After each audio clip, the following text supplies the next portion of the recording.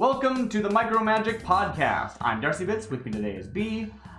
Let's talk non-blue counterspells. That's the episode topic today. Counterspells obviously are mostly associated with blue, but I'm really interested in what either the history that we can sort of look at. I guess that's not really the point. The point is to look at design ideas for the future of Magic and what sort of non-blue counterspells could exist, and B and I are each going to pitch an idea to each other and we're going to talk about them.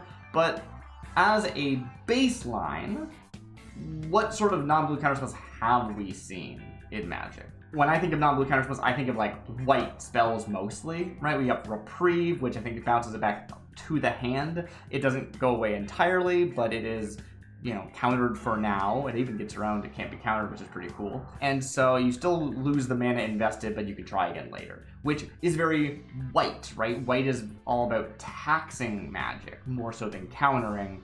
And so when we see white counter spells, they tend to be playing on that. Like Mana Tide is also a taxing effect. It's classic. Pay one extra or counter the spell. And I think the design standpoint was less about countering the spell and more about taxing the cost. But if someone's tapped out, it does counter the spell, which is like different than something like Talia, right? Which is like non-creature spells cost more. Well, you don't waste your mana because you tried to cast it and then realized halfway through that you didn't have the extra 2 to pay. That's not how that works, right? So that's the space that white plays in mostly, and there's a few different variants on that. And I think deviating too much from that would be kind of weird, but maybe there is some space to push that further without breaking the pie. I'm not sure. Other than that, red, I think, probably has the second most number of counterspells, at least in people's mind. Something like Tybalt's Trickery, right? Where it's countered, but it's random, so it gets to be red, right, B? Yeah, that makes sense. Red for random, as they say. Do they say that? No, I've never heard that in my life. I've never heard that in my life, but maybe it should be. Black has some weird counterspells. They've got what's it called? It's like Final Do or something. I can't remember what it's called. But it's like counter target spell unless any player chooses to pay 5 life, which makes it basically just a burn spell, but I guess it's a weird one. It's not great. Weirdly, red actually has that same spell, but it's 4 life instead. I think it's damage instead of life. Yeah. When I was doing research for this podcast, I was thinking, oh, can you actually make it so players can't pay life and force the counterspell to go through? And I can only find players can't pay life to cast spells or activate abilities, and I don't think this would count. So I think that's really, really funny. Then there's green. And to me, green doesn't really have counterspells, except for it is a great chance to talk about how kind of everyone's got counterspells, in that hexproof on a permanent that's being targeted will fizzle the spell, right? Or at least it'll protect that one piece if it has multiple targets. And green has tons of that. White does too. So that space does feel like there's more that you could push that area, even though that, strictly speaking, counter spells green doesn't really get. If you want to be really broad, black blink, when this creature dies, bring it back, can also be kind of considered a counter spell in a weird. Maybe that's silly. I don't see it. No, it doesn't really work. Now you do make an interesting point though about white blink though, right? If I blink my creature, it's no longer a valid target, even if it's returned at the same time, right? That's also a form of countering space. And if we look at all counter spells, right? Blue gets the spell is countered, period. But there are also a ton of these other effects or narrowing of what counts, right? A spell that can only counter non-creature spells, a spell that can only counter sorceries, stuff like that, right? And this idea of you can only counter a spell that targets something you control, that's still a valid counter spell. So these other things, hexproof or blinks, do still fall into that space, but yeah, I don't know, it makes you wonder if you can go further than that. Because if you're basically writing a new counterspell for one of these other colors, and it's just hexproof or blink, you didn't really do anything new or novel, right? I do want to say green does have some other really interesting spaces in that it has actually a ton of stifles if you look at the history of Magic. It's got counter target activated or triggered ability of an enchantment or artifact, right? Playing on those roots of green hating enchantments and artifacts and being very good at like destroying those and disrupting those. There's a bunch of like counter spells that only hit those, which is super interesting in green. I think that's basically everything for the... Oh, there was one other thing to talk about, which would be color hosing counter spells. The history of Magic has so much of this like color specific hate in the counterspell space, and so you have like every color having like a weird niche counterspell that only hits another color, right? Red can counter blue spells. Green, I think black can counter white spells with one card and can counter green spells, and then each of them can counter a black spell in the same vein. Black has like a counter only black spells card for some reason. Like lots of weird stuff when you bring into color into the equation. And actually, when I was doing some research for this podcast, I was thinking about how like those effects are theoretically really cool, but you can't really afford to play them in a lot of formats, or at least you can't really afford to play them in a format without a sideboard. And of course, that's kind of only Commander, or I guess Best of One. And that's kind of a shame, right? Like Commander kind of has lost this sideboarding space. And this is not the point of the episode, but I gotta talk about it because it's in my brain now. B, what would you think if you made a Commander format that was like, you have your 99, you have your commander, and you have a sideboard. And after everyone's revealed their commanders, you get to do one last, like, you get to do like a sideboarding before the game, as opposed to between games. That'd be sweet. I think that'd be really cool, actually. I think that could be kind of cool. Like, it's really fun. Like, I don't want to pre-board against my game group. That feels really, really cheap, right? But if I have this leeway of 10 cards that I can play around with and go, it's not unfair of me to be teching against your commander because we're playing in the format that lets that. Anyway, that's not the point of the thing, but looking at these colored counter spells made me think about that and how like there are these really interesting spells that kind of aren't playable anywhere unless you're, well, I should keep saying anywhere. I guess I just mean commander, right? I just mean commander. That's cool, but they don't make their way into that space. Like Red Elemental Blast, the red counter a target blue spell, staple in Pauper. No one ever mainboards it, but like it's in every sideboard if you're in red. Do you know what I mean?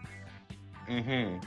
Anyway, I think that's enough of preamble. What do you have in mind? I have a few ideas of what I think could be an interesting space to print new counterspells, but let's start with you.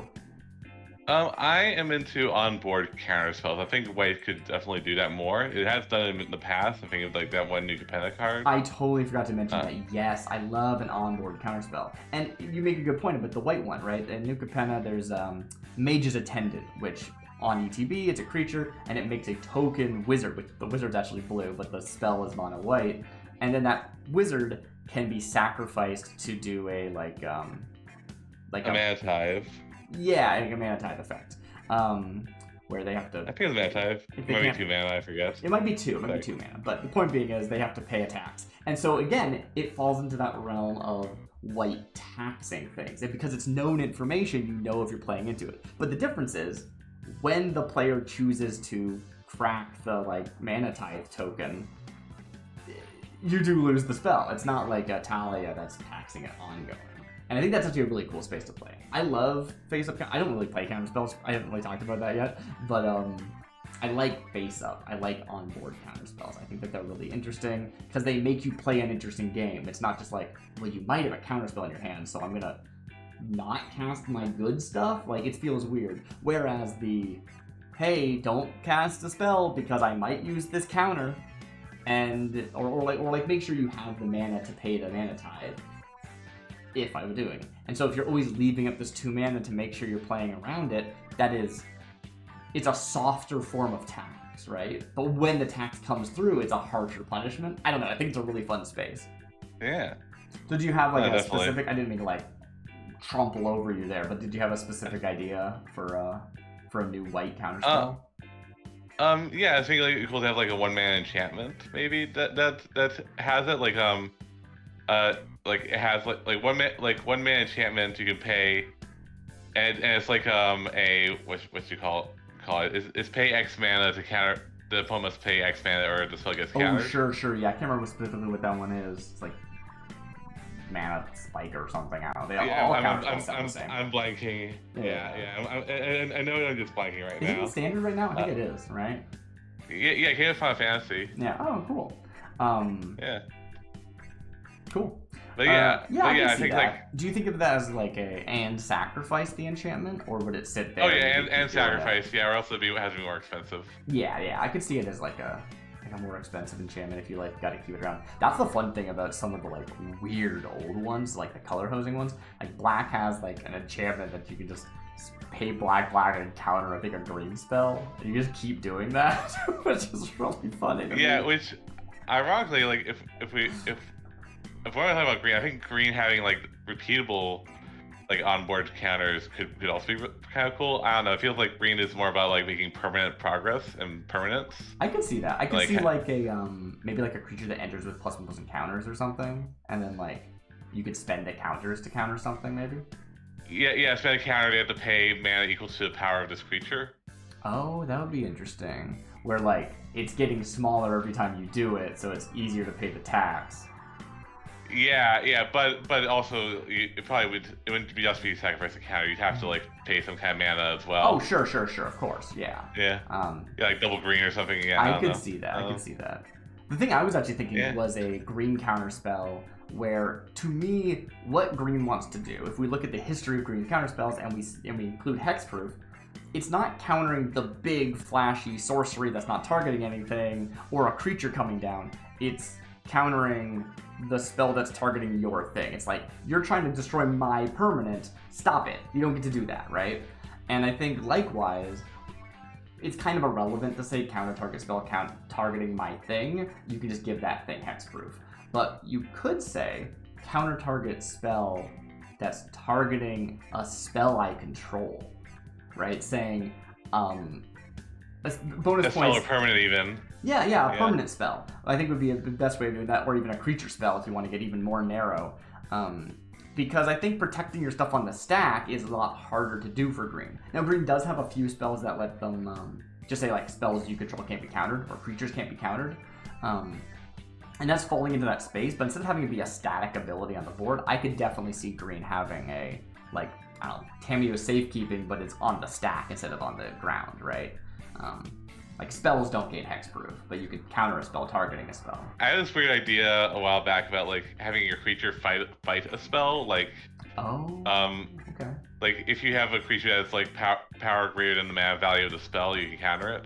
I do think that you do want a green-style counter spell to incorporate creatures on board, right? Like, have that be relevant to the thing that you're countering. Some, like, strong wizard, strong druid who fights a spell. So buff elf. punches the wizard in the nose as they cast it. Exactly, yeah. I can see that. If you even like tap the creature to do it, yeah.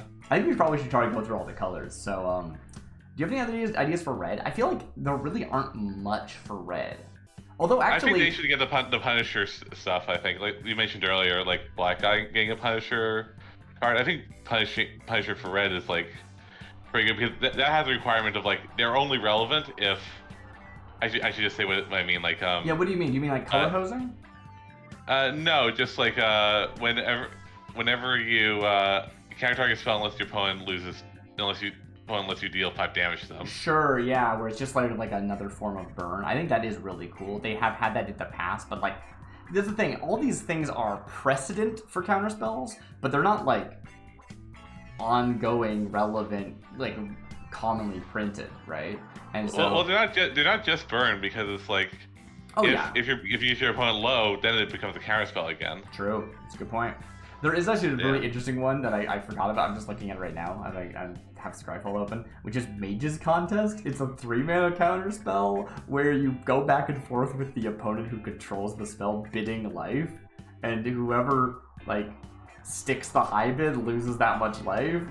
And if it was you, you also counter the spell, and if it was them, they get to resolve their spell. That would be cool. Like you know how they make like I think like how sometimes you have like a cycle of cards that have like a special keyword for that cycle. Sure. Like the epic thing for like a bad example. Yeah, sure. But yeah. I know epic. I think you can do a cool. It's totally beside the point. Sorry. You can do a cool thing where like Mage's Contest has a keyword. Sure. Really cool. Right. Like pay this cost. Your opponent can pay this cost.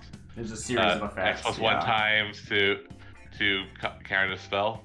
Yeah. Or change the target of the spell. Wait, so now you've lost me. But that's a good point. I kind of hadn't thought about that. Red doesn't get counter spells that much, but they do get redirection spells, and those are very cool. That's true. I do kind of wish we saw more gain control of target spell as opposed to change the target of target spell. Do you know what I mean? Yeah, no, totally, yeah. I don't know if that would be red or not, because it's still blue, right? Like, it's... you know, here's what they should have, right? They should have, Red should get, like, gain control of target creature spell. At end of turn, the owner of this creature gains control of it, right? It's like a threaten effect, but from the stack. And also gets haste. Yeah, fair enough. And you get the ETB, right? Like, I think that could actually be really fun. Yeah, steal the ETB. Yeah, it's kind of fun. Yeah. Actually, no, that's actually kind of cool. I'm kind of into this. Yeah, no, me too. Like, I like threaten. I think threaten's fun, but having it be like, no, I get it before it enters, so I get all of those shenanigans on top of having it for one turn. That's cool. Honestly, I think like I can see like big red counter spells, like counter spells that do a lot and are pretty effective, but they cost like 6 mana or something like that. Like what sort of things would you have tagged on? Like and make it feel red, because like just being a counter spell, like I think unless you do something weird with it, it just doesn't feel appropriate to blue usually. Yeah, well I think like I think 5 mana just counter target spell would kind of fit me as like I don't know. Think so? I think if anybody's gonna get that, I think it would be like black. I think that if you were gonna print just like a raw counter spell in a different color, it'd be black, and then they'd probably also make you lose like 5 life or something. You know what I mean? Yeah, totally. Like I could see black getting that. I guess like makes me think of it as like red it likes to do big one-time bursts of mana, and I think like a spell that's like almost like a Sublime Epiphany, where it's like its base is already expensive, but you can pay extra to like choose multiple modes on the spell. And one of those could be counter spell. Sure. Yeah. Okay. I could see that. Yeah. I don't know. This is like, I guess the thing is like this is all going to be like some kind of color pie alteration, which they have done in the past. Well, the goal is to like still like fit within the color pie, right? It's just like how do you make a spell feel red and still counter something, right? Yeah, I think like stuff like Future Sight is a good way, or Planar Chaos is like a good way to think about it. Just like what could Ultra and Magic have been like? Sure. Okay, I see what you're saying. But I mean, I don't know. I really like the idea of like, well, blue gets mind control, but red gets threatened. So let's apply that to spells, right? Like that's a cool way of having it be a counter spell that still does the thing, right? And of course, it's not technically a counter spell. It would gain control of it, right? In the same way that like white. Actually, I forgot about this one. There's Reprieve, which I think is pretty well known right now, of bouncing a spell back to the hand. There's also one that just says counter spell, put it on top of its owner's library instead of into its graveyard. Like that's a white spell. It just exists. I can't remember what it's called, but it'll probably pop up on the thing. I have a question actually. Do you know Blood Funnel? Do you know this old weird spell? I have not heard of it. No. Okay, so this is a black enchantment. It's 2 mana and it says non-creature spells you play or cast cost 2 less to cast. Whenever you cast a non-creature spell, counter it unless you sacrifice a creature. Oh. Do you think they could reprint this at like, I don't know, 5 mana or something, but it's symmetrical? Like all players have this tax on their spells. Do you think that that's something that they could do and it would feel appropriate? I think they could, yeah, that'd be sweet, yeah. Like it gives that discount to everyone, but it also gives that drawback to everyone. I don't know. I think that maybe they could get away with it. Yeah, I could like see like maybe it's more of a Rakdos kind of spell, but it's like oh sure. I mean that'd be fun. It's like we're just talking non-blue, right? Like we could do other color combos. yeah, something like counter target spell for like 5 mana or something. Sure. But also each player loses that much life equals the mana value of that spell. Oh, each player. That's fun. Yeah. No, I'm into that. That's cool. I don't know. There's something interesting about like if we turn the spell into like just numbers, right? Like why does that spell get to counter something? Why is it not just choose target spell, everyone loses damage, like loses life equal to it? Countering it on top is just more fun.